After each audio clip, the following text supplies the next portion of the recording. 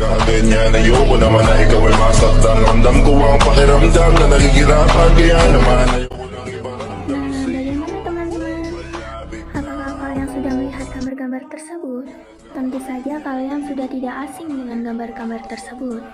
Pada gambar tersebut terdapat teks-teks yang menyindir dan bersifat humor. Teks tersebut disebut teks anekdot.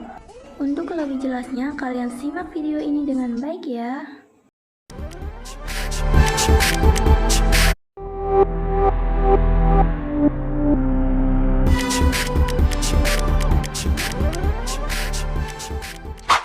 Assalamualaikum warahmatullahi wabarakatuh. Perkenalkan, nama saya Nelly Sakatunisa, nomor absen 23 dari kelas 10 MIPA 4. Saya di sini akan menjelaskan struktur teks anekdot.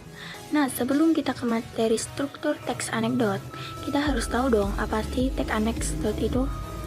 Nah, teks anekdot adalah sebuah cerita yang mengandung makna tersirat. Teks anekdot bersifat humor. Humor dalam anekdot sering mengandung kritik, sindiran, atau pesan moral yang tersirat dalam ceritanya. Oke, kita akan beralih ke struktur teks anekdot. Nah, yang pertama ada abstrak. Abstrak adalah suatu bagian yang berada di awal paragraf yang memiliki fungsi untuk menjelaskan gambaran tentang isi teks tersebut.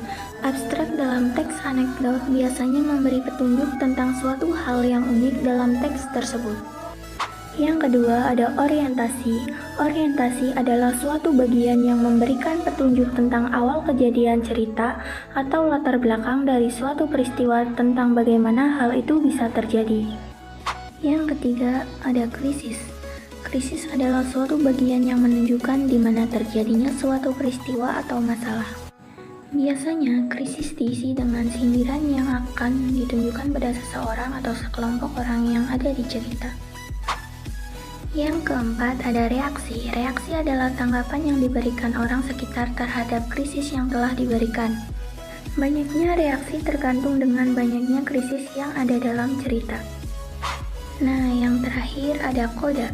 Koda adalah bagian akhir cerita yang menunjukkan situasi terakhir pada setting cerita. Koda adalah bagian penting yang harus ada di dalam sebuah anekdot.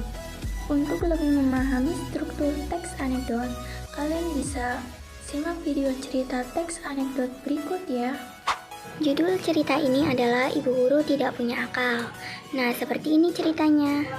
Suatu hari, di taman kanak-kanak, seorang ibu guru yang ateis berkata kepada anak-anak muridnya, "Anak-anak sekalian, apakah kalian melihat Tuhan?" kata ibu guru tersebut.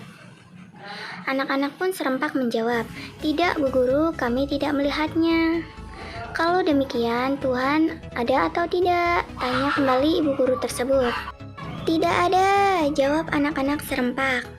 Tiba-tiba, seorang anak yang cerdas berkata kepada teman-temannya, "Hei teman-teman, apakah kalian bisa melihat akal ibu guru kita?" Anak-anak serempak menjawab, "Tidak." "Kalau demikian, berarti ibu guru kita punya akal atau tidak?" tanya si anak itu. "Tidak," jawab murid-murid TK itu dengan kompak. Ibu guru ateis itu akhirnya tak kuasa menahan malu. Wajahnya cemberut tak menyangka mendapat serangan telak dari sang murid. Nah, bagaimana teman-teman? Apakah kalian sudah melihat videonya? Dari video tersebut, mari kita sama-sama mencari struktur teks anekdot. Sekarang kita akan mencari struktur dari teks cerita tersebut. Kita akan mencari mana abstrak, mana orientasi, mana krisis, reaksi, dan koda. Nah, dari awal sudah dijelaskan bahwa abstrak adalah awalan dalam sebuah cerita teks anekdot. Jadi, abstrak pada cerita tersebut ada pada kalimat suatu hari sampai muridnya. Yang kedua ada orientasi, pendahuluan cerita. Dalam cerita tersebut didahului oleh kata ibu guru sampai jawab anak-anak serempak. Yang ketiga ada krisis. Krisis adalah suatu masalah. Krisis dalam cerita tersebut terdapat pada kalimat tiba-tiba seorang anak yang cerdas berkata kepada teman-temannya, sampai anak-anak serempak menjawab. Yang keempat yaitu reaksi. Reaksi berupa tanggapan dari sebuah masalah atau krisis.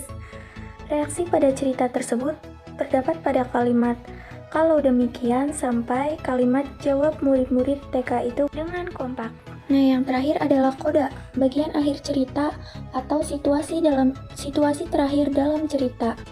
Dalam cerita tersebut, kita sudah tahu nih mana bagian akhir dari cerita tersebut, yaitu ibu guru ateis itu akhirnya tak kuasa menahan malu sampai kalimat tak menyangka mendapat serangan telak dari sang murid. Nah, bagaimana teman-teman? Semoga kalian bisa memahami materi struktur teks anekdot. Sekiranya seperti itu saja penjelasan dari saya. Mohon maaf apabila ada salah kata. Akhir kata, wassalamualaikum warahmatullahi wabarakatuh.